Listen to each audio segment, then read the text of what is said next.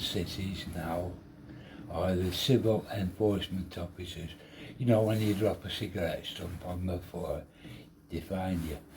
Now, to hire a private company that can issue fines out is totally wrong, because that system can be abused, and it is being abused.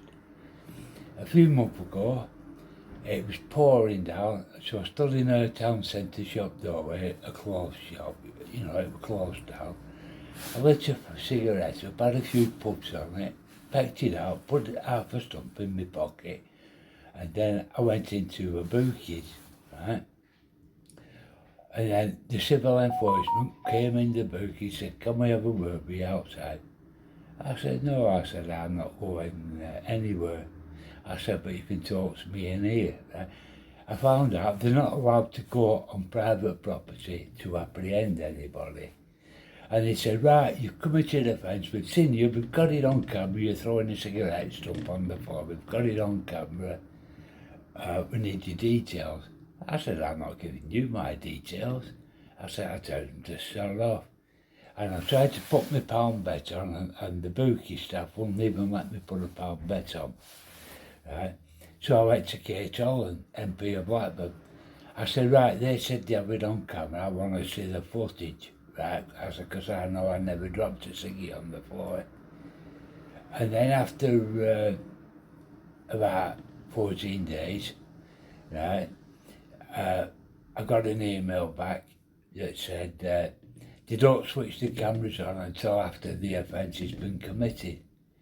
So I've got it in black and white that them civil enforcement officers they haven't got it on camera, they do not switch the cameras on until the offence has been committed.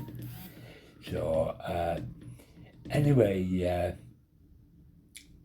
I got in touch with the town hall, and a guy called Martin Eden got back in touch with me.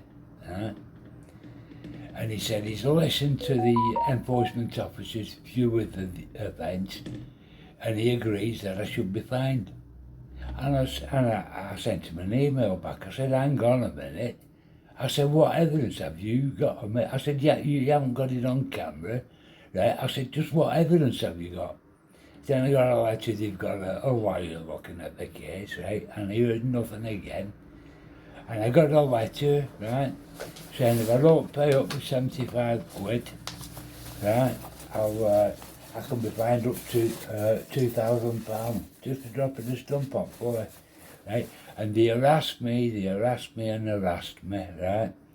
And the fact is, till the day, I sent Annette Murphy out of Kate Holland's office, she's a PA to Kate, right? And I said, "Come on, I want my court date," right? And I got another email back of her. She said the council are pursuing the case now, and they said if you're unhappy with the way you've been treated, I have to take them to court, you know. So all the messing and all the harassment, right, and they have no evidence. The council know they have no evidence, and they can't take me to court, but they've told me to take them to court, you know. So it is absolutely appalling. If any media outlet wants to take this story up, you know, it's a gift, because this story will get the civil enforcement in the country slung out, because the civil enforcement officers unit, you know, a private company is the biggest corruption in the UK. It's the biggest organised crime gang in the UK. I mean, when I come out at Bookies, they started chasing me, and I thought, well, we have badges. If you say it to them, you know, they make lies up and then you get you arrested.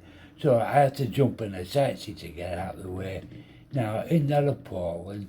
You know what I mean? So anyway, I'll just show you that.